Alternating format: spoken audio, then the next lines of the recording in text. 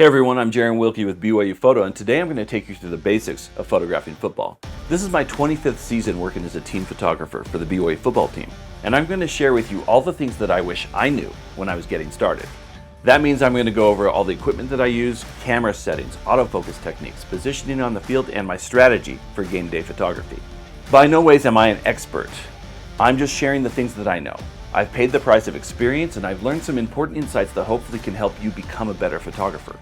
Today I'll be sharing not just my photos, but photos from my entire team of staff and student photographers to help illustrate these principles.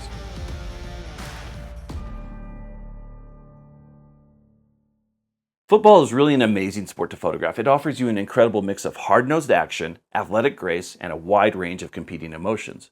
When I'm training our student photographers, I start out by teaching them that they are not just taking photos of a game. A photographer's job is to be a witness, a visual historian that represents all those who couldn't be there in person. Your job is to show people what they cannot see for themselves. Essentially, the job is to tell the story of the game through photography.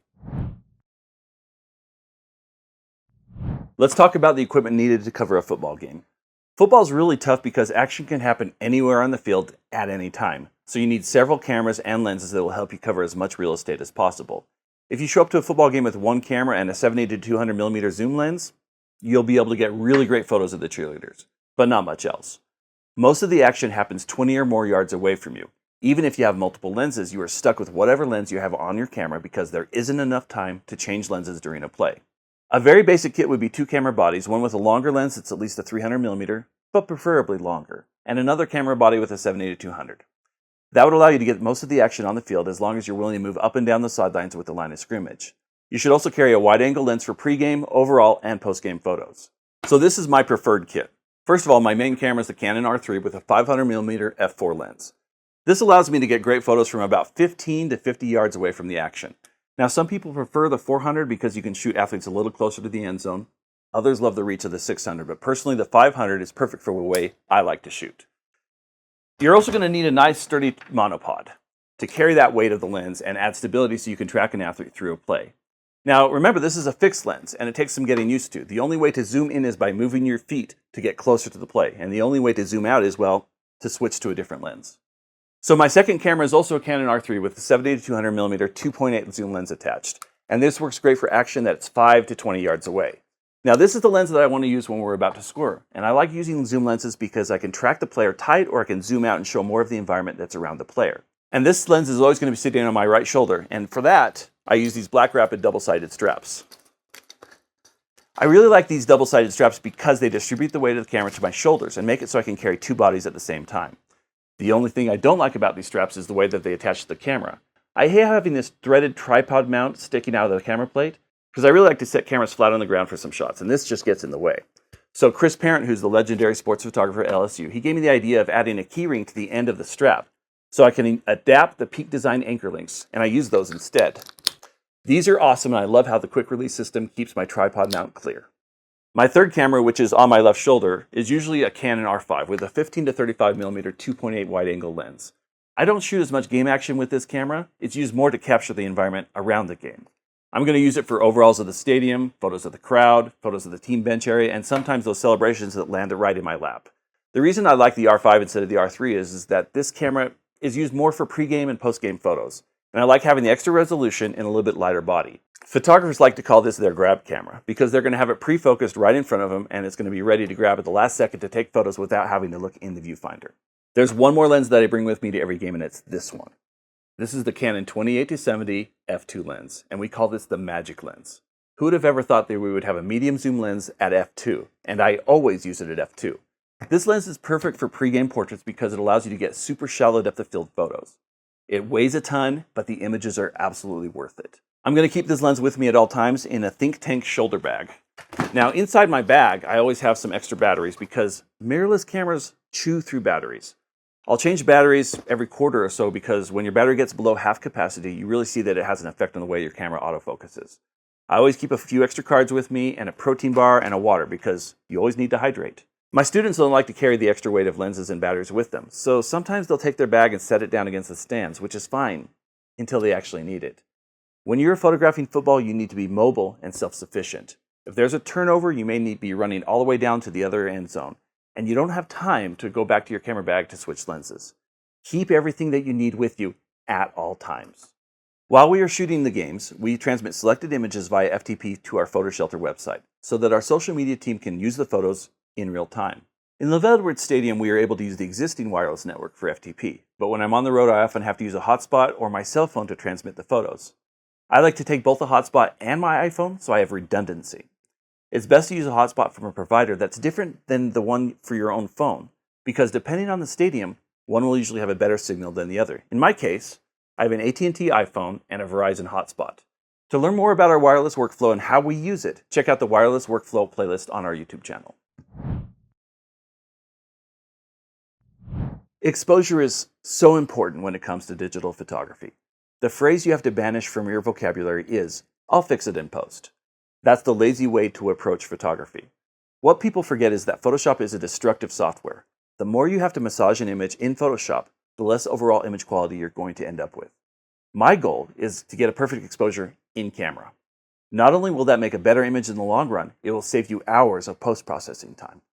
I got into photography to take pictures, not to spend all my time dinking around in Photoshop. One of the main questions that people ask me is, do I shoot in manual mode or in shutter or aperture priority? Now, I know this is going to sound old school, but 98% of the time, I'm in full manual. The reason why is simple. Cameras are stupid. They're easily tricked because they really don't see the scene. They're just computers using an algorithm that's trying to get the average of all the pixels to be exposed at 18% gray. They're just guessing exposures. I'd rather be in control and be intentional about my exposure. The great thing about mirrorless cameras is what you see is what you get. So adjusting exposure is so much easier than it used to be when we used DSLRs. Another reason that I don't like these auto exposure modes is because of sequencing. Let's say you're taking pictures of a running back who's making a 50-yard touchdown run. If you use shutter priority, that exposure is going to change multiple times depending on what else is in the frame besides the running back. We often make lots of GIFs, or is it GIFs? We make GIFs of sequences. I'd prefer to have all those images in that sequence have the exact same exposure so that the GIF will be consistent. There are going to be some times where I actually do like using auto exposure mode. Let's say the game is being played in the late afternoon and there's a large area of shadow crossing the field. A manual exposure won't work well here because when the play goes in and out of shadow, you have to choose between the exposure for full sunlight or full shadow. In this instance, I'll use Auto ISO. The way that Auto ISO works is that you set your desired shutter speed and aperture, and then the camera will automatically adjust the ISO up or down so that it has a proper exposure. For me, this is far better than one of the priority modes, which will give you a whole range of shutter speeds or apertures that you don't want. The first thing that I set on my camera is my ISO. When it comes to ISO, the rule is usually you should use the lowest ISO that you can while getting the shutter speed and aperture that you want. The reason for this is simple. The lower the ISO means a higher quality image. During day games, I usually use 200 to 400 ISO for front-lit images and 800 to 1250 ISO for backlit images. As the sun slowly goes down, I'll slowly push my ISO to match the available light. In our stadium at night, we're capturing images usually between 8,000 and 10,000 ISO. The second thing I like to set on my camera is my white balance. I feel the same way about auto white balance as I do about auto exposure. I just try to avoid it. Auto white balance jumps around depending on what is in the scene and isn't consistently reliable. Take the time to set the correct white balance for the scene. Sometimes that means that one of the presets, such as sunny or shade, will work fine. But I usually will set a Kelvin temperature white balance, especially for night games with the stadium lights. You might want to set a custom white balance for night games. Just follow the instructions in your user manual. Again, the key is consistency. As the sun sets, the stadium lights will turn on and the white balance is going to shift, so you need to shift with it. And once it's fully dark, the white balance and the exposure shouldn't change. This is the perfect thing to make adjustments to during one of the 300 TV commercial breaks that occur during a typical football game. For the most part, I want to use a shutter speed that is fast enough to freeze the action, and for football, that's going to be between 1/2000th and 1/4000th of a second. At night, sometimes I need to go all the way down to 1/1000th of a second due to the available light. But you're definitely going to start seeing motion blur, especially in the feet and the hands of the players, and even when it's being passed. As with any rule in photography, this one should also be broken. Sometimes a slower shutter speed can be used intentionally to create a blur or motion. A slow shutter speed of 1/60th of a second coupled with a panning motion can make some really fun images. Now, what aperture should you use? Well, that depends. Like shutter speed, aperture should be seen as a creative tool. In sports photography, you usually want to have a very shallow depth of field. The reasoning behind that is you want to have the athlete to be the focal point of your image with a blurry background. That's going to help the athlete stand out. I want to see what the running back is doing, not what the guy in the fourth row is eating. This is why I usually shoot wide open at f2 or f2.8 or sometimes f4 depending on the lens. Sometimes I'll use f4 on my 7-200 just to give me a little bit more depth of field to make sure that the athlete is in focus, but I rarely shoot action above f4. When it comes to overalls and scenics, I want depth of field, so I'm usually going to be somewhere between f8 and f11 because those will be the overall sharpest images that most lenses can produce. When all is said and done, my favorite settings for action are, for daylight front lit, 1/4000th of a second at f4, ISO 400. For daylight backlit, 1/2500th of a second at f4, ISO 1000. And for night games, 1/1600th of a second at f4, ISO 10,000. If I'm shooting in a stadium with lower quality stadium lights, I'm sometimes going to bring my 400mm f2.8 as my main lens instead of the 500 f4. That extra stop of light makes a huge difference in dark stadiums. I also shoot in RAW plus JPEG, and the JPEG is very small in order to make it easier to FTP. Generally speaking, we only use the JPEG for social media during the game, and everything else is going to come from an edit off of the RAW file. Now, people don't like to shoot in RAW because it takes up more space and it's harder to process. But a RAW file is all of the data that your camera can capture, and because all of the data is there, you can preserve more information during your edit. As Adobe Camera Raw keeps improving, I can also go back to files that I shot 10 or 15 years ago, and I can push those files even further than before. To me, shooting in RAW is worth the extra storage because RAW files deliver a better overall image. The very first football game that I ever shot as a student photographer was with this camera, which is a Nikon F3, and it had a manual Nikkor 300mm lens. And let me tell you, it was a horrible experience. I had never shot manual focus before in my life, and come to think of it, my boss was probably just pranking me. I remember being in the darkroom and printing a proof sheet, and I had one frame of 36 in focus. I'm grateful for that experience because it taught me how lucky we are to have these amazing autofocus cameras today. Autofocus used to be pretty simple. Aim at a subject, hold down the autofocus button, and it's in focus. But mirrorless cameras have opened the door to amazing new zone tracking features, predictive focus, face and even eye tracking. It can be a bit overwhelming, but take the time to learn every single autofocus setting on your camera. May I suggest something radical? Maybe crack open your user manual and actually read it. If you understand your camera's autofocus system, you can customize it to the way you like to shoot. I change my settings all the time depending on a variety of circumstances. Whatever camera you use, there are a few general settings that I can recommend for everybody while they're shooting sports. First of all, change your camera from one-shot mode to AI servo or continuous autofocus.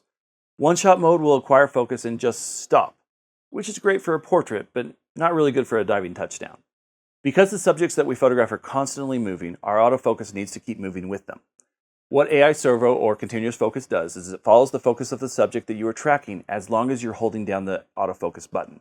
Whatever object your focus point is on in your viewfinder, it's going to follow and track that focus of the subject, so they're always going to be in focus. The second thing you need to do is switch to back button or thumb focus. Most cameras are set up to focus when you half press the shutter button. The problem with shooting sports is there are plenty of athletes and officials that can cross in front of the subject you're trying to track, and the focus is going to jump to them. This will always be a problem when your shutter release and your autofocus are tied to the same button. You can use your custom function settings to assign autofocus to any button on your camera. What we do is we map the autofocus to one of the back buttons of the camera, so our thumb controls when we are trying to focus, and our index finger controls when we're trying to take a photo.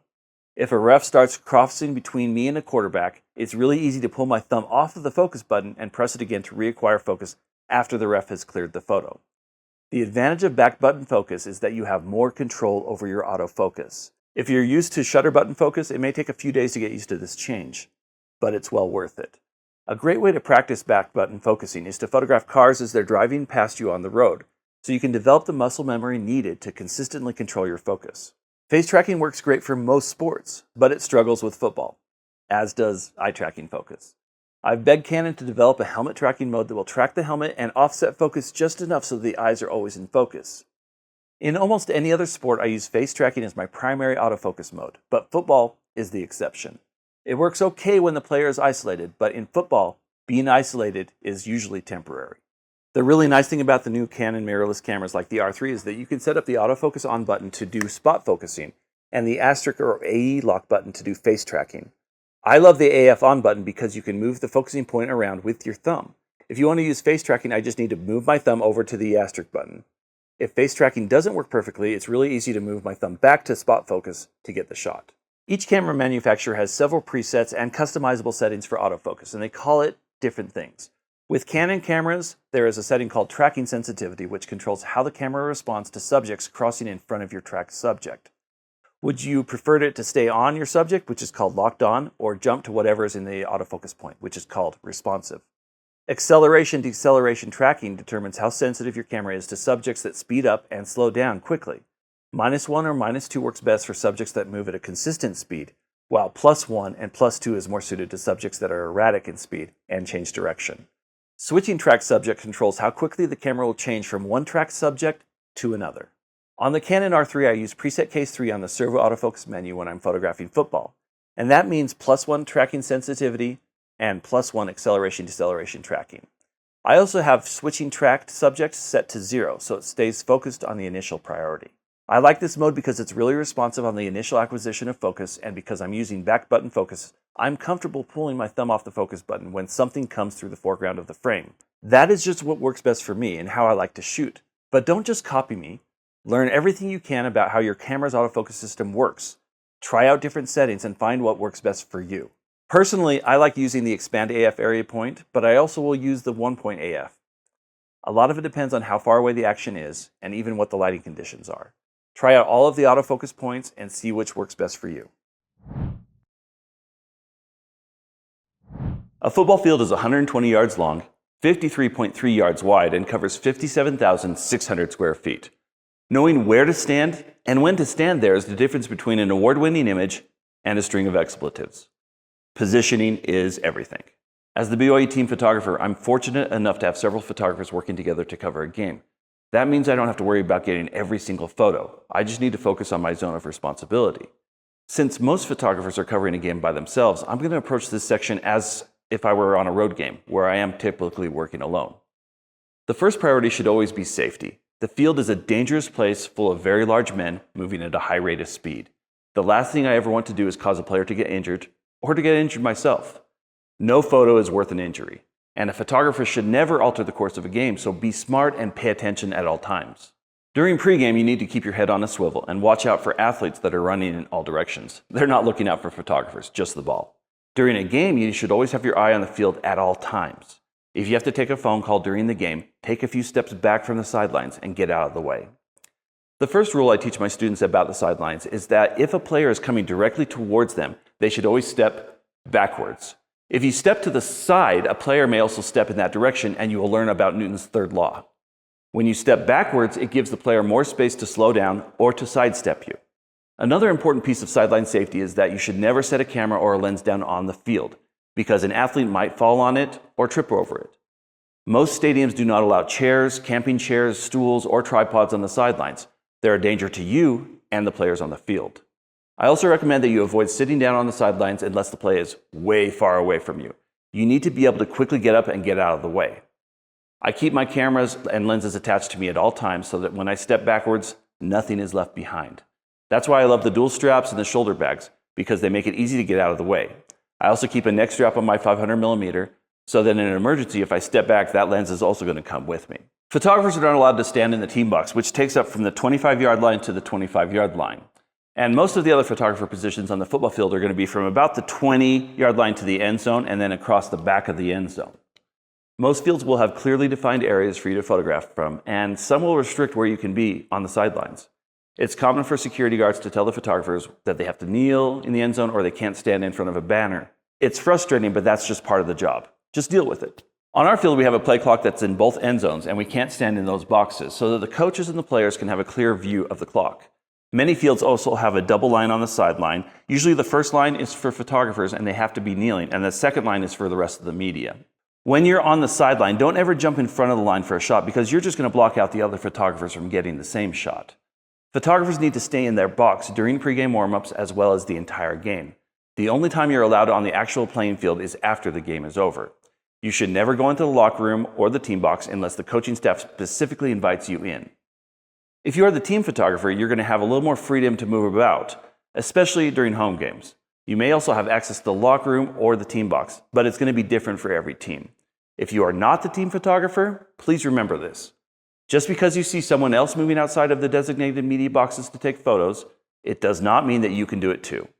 If you have the need to be somewhere on the field outside the box, ask for permission before the game. If you see me in a game, I'm almost always going to be kneeling down while photographing game action. Since Lego guys can't kneel, I'll just lose my legs. There are two main reasons for that. First, and most importantly, the lower the angle of the camera, the better the athlete looks. A low angle perspective helps keep the athlete separate from the background, and it makes them look bigger. Here's a simple side-by-side comparison of images from a standing position and a kneeling position. Notice how when they get closer to the camera, they stand out even more from the background. The second reason is stability. I found that I do a better job of keeping my long lens steady, and I'm better at tracking plays when I'm kneeling. So the question really comes down to, do you shoot from the sideline or the end zone? Well, it depends. Generally speaking, I always want to have the action coming towards me. The sideline allows you to stay closer to the play, which is really important if you only have a 300mm lens. When on the sideline, I try to stay 10 to 15 yards ahead of the line of scrimmage. The hard part about the sideline is that once the play is past you, it's past you, and you can't do anything about it. You're also going to be getting a side view of the athletes rather than a straight-on shot. On the sideline, there's going to be lots of obstacles and distractions, such as this guy, the ref. There'll also be the chain gang, coaches, and even donors standing in front of you. In my opinion, the worst part of shooting from the sidelines is the background, which is the opponent's sideline. It's closer to the athlete, and thus the athlete doesn't stand out from it as much as a photo that's taken from the end zone. Photographing from the end zone is great because for your team to score, they need to come directly at you. It gets you a beautiful straight-on shot with a nice out-of-focus background. The only thing you have in the way here are, well, the refs, as usual. But you get blocked far less often in the end zone than you would be on the sideline. Another drawback of shooting from the end zone is that you can be really far away from the play, especially if your defense is trying to keep the opposing team out of the red zone. You really need the right lens to shoot from the end zone. Another challenge is if your team scores in the corner of the end zone and you happen to be in the other corner, you probably won't get much of a shot because it's going to be so far away from you and you're going to have 5 to 6 athletes and 100 officials in your way. Also, there's this big yellow thing called the goalpost that can also be in the way. The best answer I can give you is to use both the sidelines and the end zone when appropriate. If our offense is driving down the field, I'm going to stay on the sidelines ahead of them until they cross about the 50 or maybe the 40-yard line. And then I'm going to jump down to the corner of the end zone and position myself so they can come right at me. If I'm by myself, I'm going to try to put myself in a position to get the touchdown. Sometimes that means I'm going to be right here, but sometimes I'm going to slide to the center of the field to give myself a little bit more leeway to get whatever happens on both sides of the end zone. I usually stay towards my team bench's side of the field, and the reason for that is the players are usually going to celebrate towards their own bench, at least more often than they celebrate towards the opponent's bench, which would be a taunting penalty. I've found that I can get better photos of the coaches and players' celebrations when shooting on their side of the field. I usually want to be in front of the athlete so the action is coming at me. The only exception to that is receivers. There are 3 types of catches: an over-the-shoulder catch, a catch to the side, and then a catch where the receiver turns their hips and their shoulders back towards the quarterback to catch the ball. This is a great shot, but it's hard to get it in a game because you have to get it from behind the line of scrimmage, which means you're going to sacrifice everything that happens after the catch, including in touchdowns. And if the ball is thrown ahead of them, well, you're just out of luck. I usually don't shoot from this angle unless I'm working with other photographers, so that the potential big play is covered by someone else. This is also where I want to explain the philosophy of staying home. That means if a big play happens, I'm in a position to get that play. For example, if we're on the 30-yard line and I'm shooting from behind the line of scrimmage, I'm not going to have a great shot of this touchdown pass. So playing it safe means I'm going to move down the field and put myself in a position that I can get that shot. It means sacrificing an okay shot for the possibility of a great shot. That is the challenge of shooting a game all by yourself. You can't be everywhere at once and you can't get every touchdown. But it's still what the team expects of you. Staying home means playing it safe. I try to put myself in the place of the coach and think, what would they do in this situation? If it's 3rd down and 1 yard to go, it's going to be a run. If it's 3rd down and 20 yards to go, I should get ready for a pass. The more you cover a team, the easier it gets to guess this correctly. You need to put yourself in the best position to get the best shot that you want. Sometimes you guess right, sometimes you don't, but that's what makes sports photography fun. It's a real-life video game and it's always going to be challenging. What's great about shooting football is that after every single play, there is time to get prepared for the next one. You have time to slide further down the field or check your exposure between plays. There's also a bunch of timeouts that have to be taken, and most fields have an official holding up a clock telling you exactly how long that's going to be before the action starts again. This makes it very easy to move up and down the sidelines to change positions. Another factor to consider is, where is the light coming from? Sometimes you have the choice of taking photos with the sun behind your back or the sun behind the player's back. Personally, I always try to shoot backlit. I think that cameras can expose skin better when it's backlit and there's lots less squinting and blown out pixels.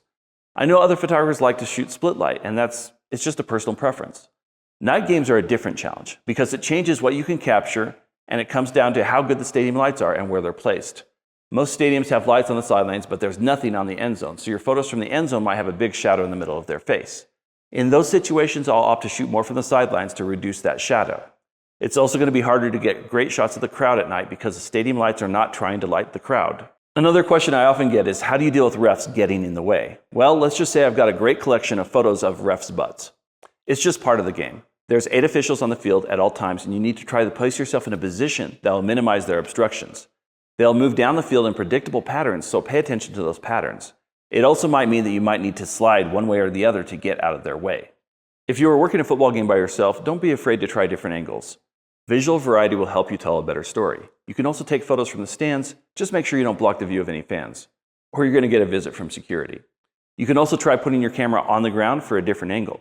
Keep working for something new and something different. If you stand next to all the other photographers at the same time, you're going to have the exact same shots that they have. If you're ever going to be teaming up with another photographer to cover the game, the best thing to do is to split the field into zones of responsibility. Your primary focus is the area in front of you, and if the play happens to go to the other side of the field, you could try to get it or get something else like the bench reaction to the play. Having at least 2 photographers ensures that you have at least one good angle of most plays, and in some cases, 2 great angles to choose from.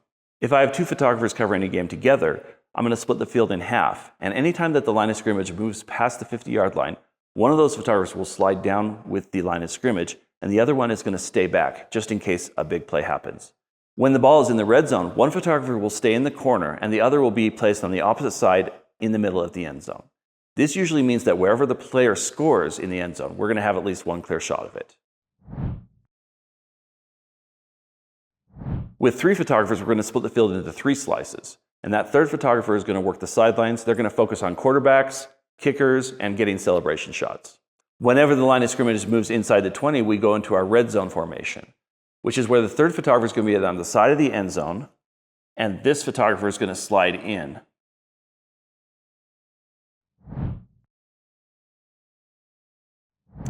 With 4 photographers, we're going to mirror exactly what we did with 3, but add another sideline photographer. So we have 2 end zone photographers and 2 sideline photographers. These 2 sideline photographers are going to slide down the field with the line of scrimmage. In red zone, one of the sideline photographers is going to be on the side of the end zone, and the other one is going to be focused more on quarterback celebration and sideline celebration. When we add a 5th photographer, we're going to make them the back angle photographer.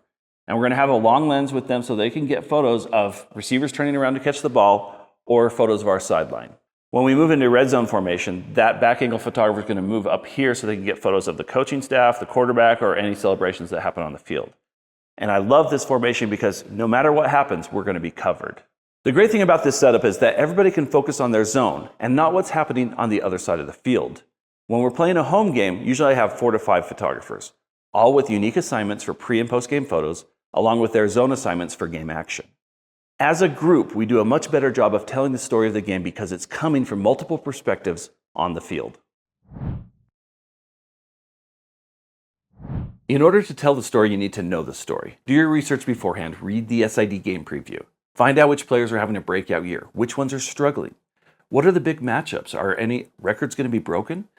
What is the history between these 2 teams? If you know the storylines going into the game, you will better be able to focus on capturing photographs that tell that story.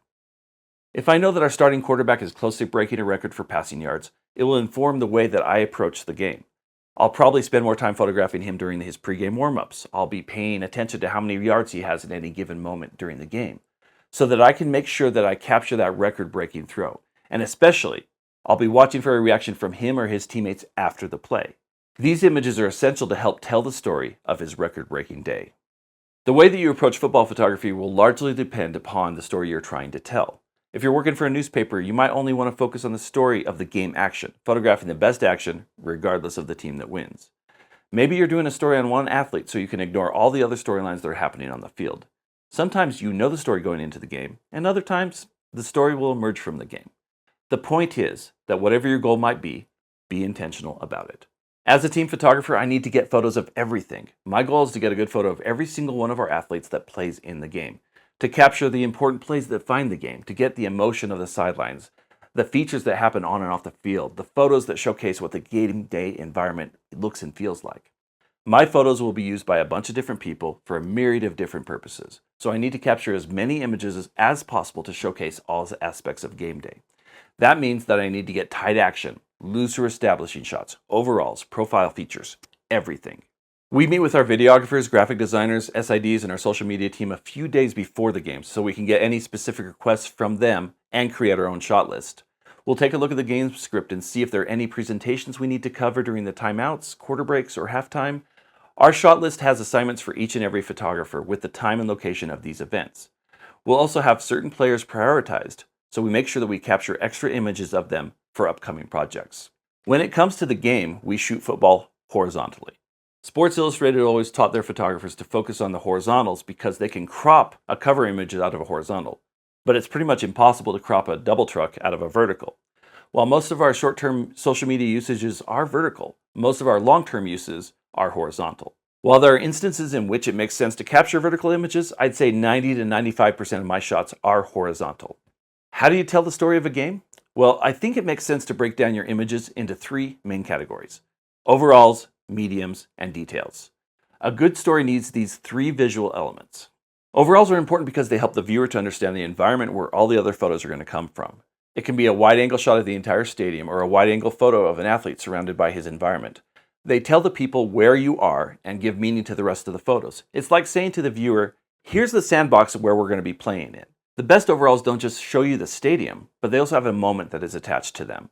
Seeing a photo of fans reacting to a touchdown with their hands pointed in the sky is far cooler than an overall picture taken during a timeout. Put yourself in a good position and wait for that right moment. An amazing overall will be used far more often than any other shot you ever take. Fans connect with them because it's how they view the game. Overalls are easy to capture, but even easier to neglect. Medium shots are going to be your action photos, photos that show the athlete functioning in their environment, and they're going to be the main focus of the image. These are the majority of the images you're going to take at a sporting event. They're the ones that tell the bulk of the story. When it comes to football, I always recommend that you try to take these photos from a lower angle than the athletes, and that you pay attention to the backgrounds. The best backgrounds are going to draw attention to your subject without distractions. Low angles and clean backgrounds ensure that the viewer will primarily see the athletes and what they're doing. While medium shots make up the majority of your images, they can't tell a full story on their own. Detail shots are photographs that show singular subjects that add extra insight or perspective to the story. Detail shots are exactly that, the details. A great example would be a photo of an athlete applying eye black in the locker room. Another example would be a sign held up in the stadium by the fans. Detail shots help set the tone of the story by bringing in added emotion. Detail shots don't always make sense until they're shown in the context of overall and medium photos. Pregame is my favorite time to find those detail shots. Sometimes I'll even see something in pregame that I'm going to say, okay, I'm going to use that later during the game. A great thing that you can do during timeouts is to make sure you take a quick 360 turn around the stadium and look for detail shots. Here's an example of how those three types of photos work together to tell a story. The 2020 football season is one I'll never forget. Because of the ongoing COVID-19 global pandemic, most football teams had canceled their season. In fact, BYU is the only team in the western United States that was still trying to play football. Our first game was scheduled to be played at the Naval Academy, and because it was one of the first games to be played during the season, all eyes were on us. For the first time in history, we would be playing a nationally televised football game in front of an empty stadium. Before we would be cleared to go on the trip, every single person in the travel party had to pass a COVID test. So these medium and detail shots show that process, along with us getting checked out right before we got on the airplane. We were masked at all times during the trip, and we were not allowed to leave the team hotel for any reason. In addition to the pandemic, this was also at the height of the Black Lives Matter protests, and the team wanted to present a unifying message. The athletes chose to use the phrase from John 13:34, where Jesus Christ commanded us to love one another. We made up t-shirts for them to wear during warm-up, so these detail shots from pregame were essential to telling that part of the story. There were a lot of restrictions on the field, and I wasn't able to go into our own locker room. The monumental nature of this moment didn't hit me until we had the coin toss, which of course I wasn't allowed to go out and photograph. Only one captain from each team went out to the center field, and I felt like that this was a moment where a wide-angle shot was needed because it gave context to the moment. Early in the game, I climbed up into the top of the stands to get that overall shot. Despite being clear up on the top row, I could still hear our coaches making call adjustments from the sidelines. It was a surreal moment. Here's a few more wide shots showing the game with the empty background. This is one of the few times where action photos are secondary to the larger story, but these medium shots looked really weird without any fans in the background. It's the combination of these overalls, medium, and detail shots that tell this unique story. Another thing that's important to remember is that sports photography is all about emotion. The best way to capture emotion is to photograph an athlete in a way that shows their faces and their eyes. They say that the eyes are the windows to the soul, and I believe that. As humans, we're trained to read emotion when we see someone's expression. We know exactly what they are thinking and feeling. That emotion is a very important part of the story, and it can come through in your photos in a powerful way. This can be really tough with football because of, well, the helmet and the face mask. They just block your view of the athlete's eyes. And at night, stadium lighting makes it really hard to see their face at all. This is why it's important to take advantage of all the times when their helmets might be off, especially during timeouts and when they're standing on the sidelines. Capturing these lid-free moments will help you tell the story of the game through their emotions. Pregame is everything that happens before the first play of the game. It's an opportunity to capture photos of athletes with their guard down and their helmets off. You often get to see authentic emotion and camaraderie in a way that you can't during a game. Athletes are all about the routine. Every day is a grind and everything follows a pattern. On game day, every single minute is planned out and teams follow the same routine for every game. Pay attention to those patterns. If you miss a shot one week, make sure that you're ready for it the next week. I always try to arrive at the stadium at least an hour before the teams do. That way I have plenty of time to get my bags stowed, to get my cameras ready, and then I'm going to take some time and go get some detail shots of the empty locker room and the stadium. I'm going to scout out different spots that I'm going to be able to use during the game. I also am going to look for the easiest way to get from the field to the stands so I can get some overalls during the game. But most importantly, this is when you need to find out where all the bathrooms are. You're going to need that later. While I'm waiting for the teams to arrive, this is my time to mentally prepare myself for the opportunities that are going to present themselves during the course of the day. During my pregame walkthrough, I'm going to find out where the team buses are going to arrive and what route they're going to take to walk from the bus to the locker room. I'm going to look for some nice backgrounds along this path so I can get photos of them entering the stadium. This is usually a nice opportunity to get athletes and coaches looking focused. Once I've taken pictures of them entering the locker room, I'm going to head to the tunnel so I can get photos of them entering the field. This is where my pregame scout comes in handy, because each stadium has a different way for the athletes to enter the field, and I'm going to try to get several angles of it, both during warm-ups and when they're in full uniform. It's usually a good opportunity to shoot some silhouettes either from in front of them or from behind them. Once we're out on the field, I like to get solo shots of athletes with the empty stadium in the background. It's kind of a unique way to capture an overall because it showcases the athletes in their arena of play. While they're stretching, it's also a good time to get some moments where the athletes interact one with another. Next, they're going to head back into the locker room and get their pads on. And if you're the team photographer, this is a great opportunity to get photos of them in the locker room. I like hanging out near the bathroom mirror so I can get these photos of them putting on eye black. But I'm also going to try to get shots of them looking focused and mentally preparing themselves for the game. Now they're going to go onto the field and do warm-ups, which means it's time for me to warm up too. I'm going to take pictures of them doing their drills so I can get some reps in of tracking focus and following them through their routes. It helps me get game ready. Our team usually finishes warm-ups with position group and team huddles. I like getting these shots of them huddling with the stadium in the background. It kind of sets the scene. I also will going to focus on shots of them leaving the field and interacting with fans. Sometimes I'll go back into the locker room with them, and other times I'll just stay out in the field, swap batteries, and get ready for them to come out onto the field and start the game. Knowing exactly when they're scheduled to come onto the field makes it much easier to be in the right place at the right time. One of my favorite moments in the game is when they are lined up in the tunnel and waiting to come onto the field. Emotions are always running high, and it's one of the best times to get a lot of tight portraits of the players and coaches. Our guys run onto the field with several flags, including ones run out by former players, so I need to position myself in a place that I can get the shot as they're running onto the field. I try to mix it up between low wide shots and tight compressed shots to get some variety. This is where the pageantry of athletics is on full display. There are endless ways to tell this part of the story, from the players to the coaches to the cheerleaders, the band, and even the fans in the stands. Don't just get the same shot every single game. Mix it up. Try different angles. Look for unique perspectives. One shot that I always love to get is the photo of our team captains lined up on the sidelines walking out to the coin toss. Now remember, if you're not the team photographer, you're not going to be able to get this photo. For me, this is a good opportunity to get an establishing shot that showcases the stadium. This is a photo from our game at Wisconsin, and it's one of my all-time favorites because it shows the contrast of our athletes against the backdrop of the stadium and their fans. It's rare to have an opportunity to play in a historic stadium like this, and I love how this one image tells that story. Some stadiums let all the photographers come out onto the field for the coin toss, and others don't.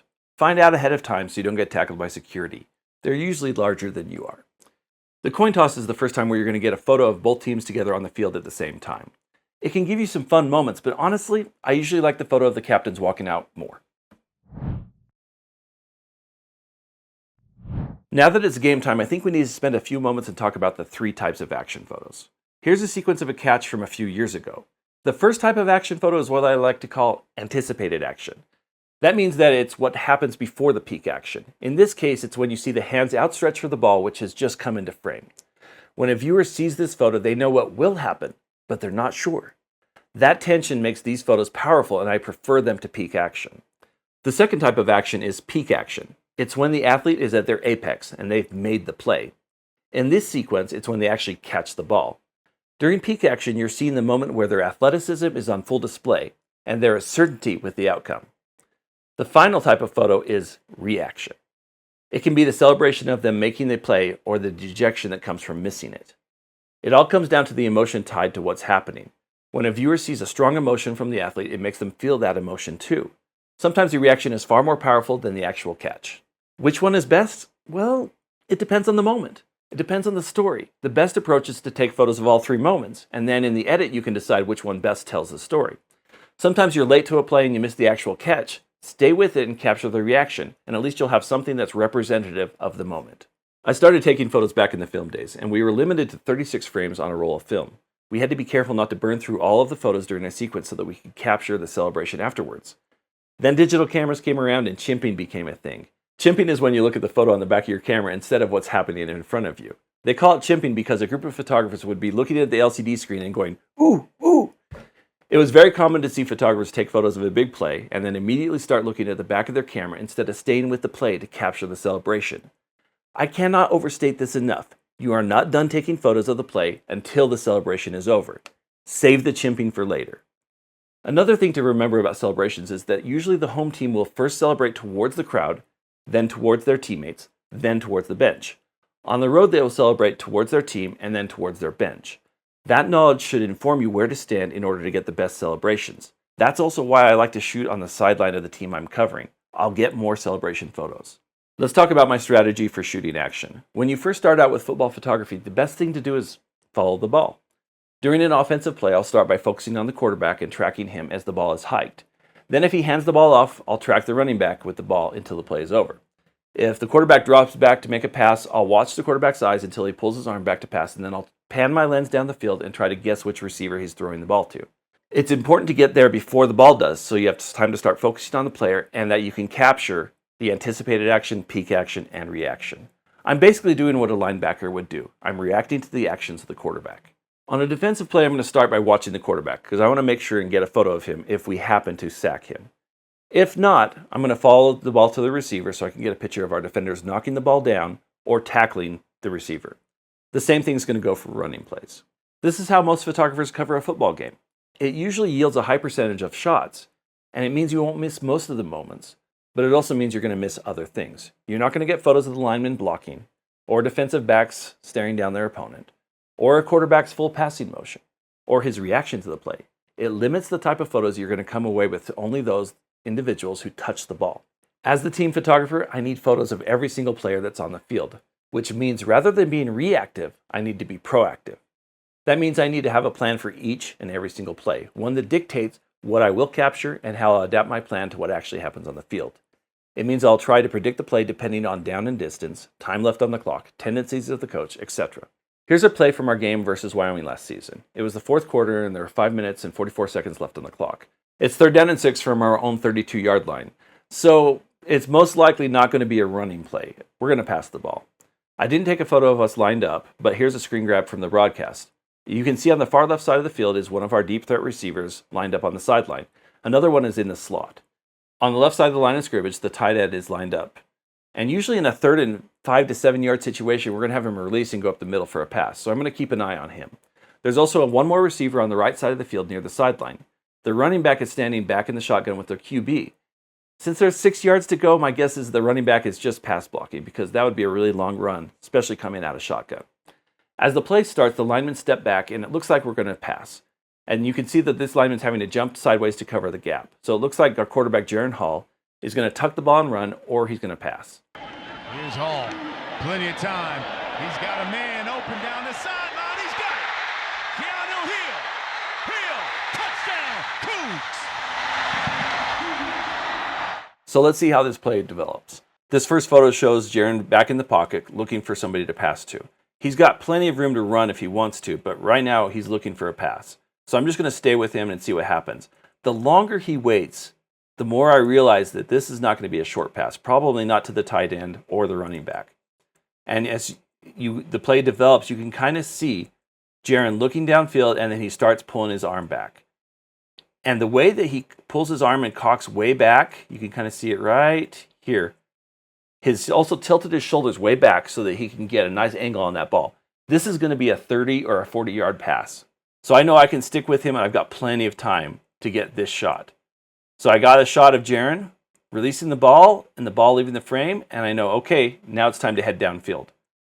So as I go downfield, I find Keanu Hill, but I don't find focus. This is my fault, and this drives me crazy that I missed this shot, because this would have been a great anticipated action shot.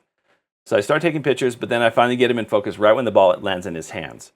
I'm going to try to keep Keanu centered in the frame and stay with him as he goes as far as he goes into the end zone. So the defender's going to try and tackle him, and Keanu just drags him all the way to the end zone. So I know this is going to be a great touchdown. And after all that, I'm just expecting a nice big celebration from Keanu. But no, he just walks right into the end zone. So I'm going to stay on him just in case he starts celebrating. And to this point, he hasn't celebrated yet. But I love this moment where you have the ref with his arms up, signaling touchdown, the crowd going crazy in the background, and Keanu just looking cool as he's walking off the field. I'm going to track him as he goes to his teammates and see if he does any celebration with them. And he's so far ahead of him, it takes him a long time to get down the field. But here he's celebrating with him, but unfortunately he's blocked out a lot. So I don't get a great shot of him until maybe here, but he's still kind of blocked out and in focus. Not the best celebration. So I'm going to go over to the sideline. I'm going to see what the coaching staff is doing. And here Coach Satake is celebrating with players that are coming off the field. That's another great shot. That's generally the thought process that I go through on each and every play. And I know it seems like a lot.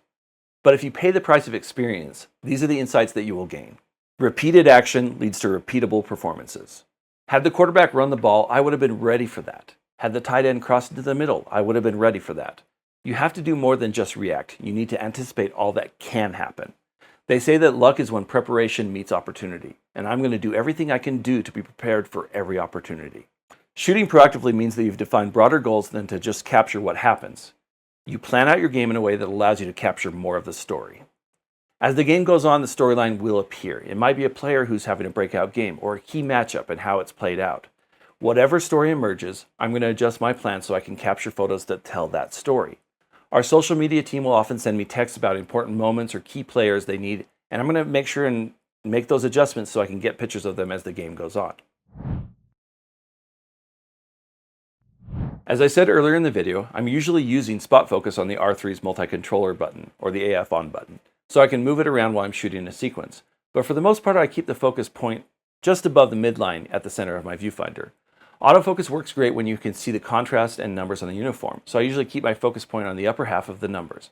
I'm using Case 3, which instantly focuses on anything in the frame, and after years of shooting, I'm pretty good about pulling my thumb off the focus button when a ref or another player crosses into the frame in front of my target. There are times when I use face tracking, but it depends on the lighting conditions and where they are at on the field. It works better when the athletes are closer to the camera and filling up the frame. Autofocus and tracking is a skill. You just need to get reps doing it. Practice, practice, practice. During a big play, I'm usually going to be using both my main camera with the 500mm attached and my second body with a 70-200.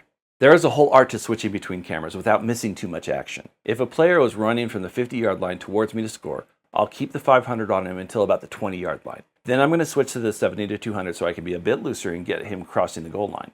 At this point, the 70-200 is perfect for any celebration that might happen in the end zone. What I like to do in between plays is make sure that my second body is pre-focused and the lens is zoomed in to where I want it, and that it's standing on the ground next to me ready to go. Switching means you have to set down the long lens with one hand, gently, and pick up the other camera in one fluid motion. It is something you can practice in your own living room, or you can go outside and take pictures of cars as they're going by and switch back and forth between your cameras. Muscle memory will eventually kick in and make it something that you don't even have to think about anymore. Tracking is something that you can also practice. You want to smoothly follow an athlete through an entire play, which is why you need a monopod to help your long lens. It will help you get sharp and consistently frame photos of an action sequence. I'm always shocked by other photographers that show up to football games with a 300 or a 400 millimeter lens, and they tell me that they prefer to handhold it. Sure, they never miss arm day, but that's not the point now, is it? It reminds me of our family motto, which comes from John Wayne. Life is hard. It's harder if you're stupid. Don't be stupid. Use a monopod. But in that same vein, don't show up to the game with a monopod for your 70-200. All of the other photographers are going to make fun of you because if you can't handhold a 70-200, you're in the wrong line of work. The way the game ends is really important. If it's a blowout win, there might not be much emotion. Or it could be a nail-biter and it comes down to the very last play. Whatever the situation is, I'm going to try and place myself in the location to capture photos that I want.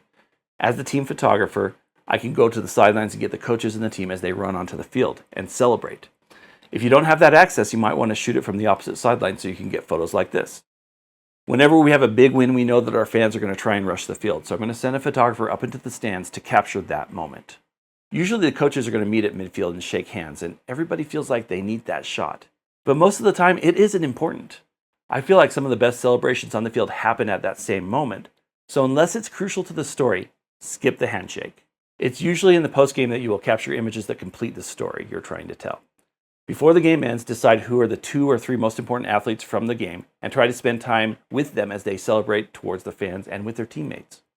Follow them as they leave the field and you'll be able to capture some great emotions. Postgame is another opportunity to get coaches and athletes interacting with fans, so look for high fives, autographs, and the like. If you're the team photographer, you might have access to the locker room, and you might not. The locker room is a sacred space and you need to know exactly what the team is comfortable with you photographing, and maybe the things that you should avoid. If you're ever not sure if the team is okay with a certain photo you've taken, just don't share it. Check with the coaches or the director of ops or the sports information director before making a fool of yourself. One more thing about the locker room. It's not for everybody. I've got several teenage sons and their bathroom isn't anywhere near as bad as the locker room is after a game. Be careful when taking photos in the locker room, especially pay close attention to what's in the background of your shots, because it doesn't take very long before guys start pulling off their uniforms. The last thing the world needs to see is a naked 350-pound lineman. Trust me, I've been scarred for life. These locker room photos are more about the team than the individual, and some of my favorite team moments happen during the post-game celebration. We have a prayer, we sing the fight song, and at BYU there's always dancing. We don't go into the locker room after a loss. The last person they want to see after a loss is the photographer. We just give them their space so they can work through those emotions. I don't ever want to be a distraction. And with that, your game day's over. I know that we went over a lot of information, but these are the things that I wish I knew when I started out in my career. Now remember, this is just part 1. In part 2, I'm going to take you with me to one of our home football games so you can see exactly what I do during a typical game day. After the game, you're going to join me as I cull, rename, caption, tag, and edit the images.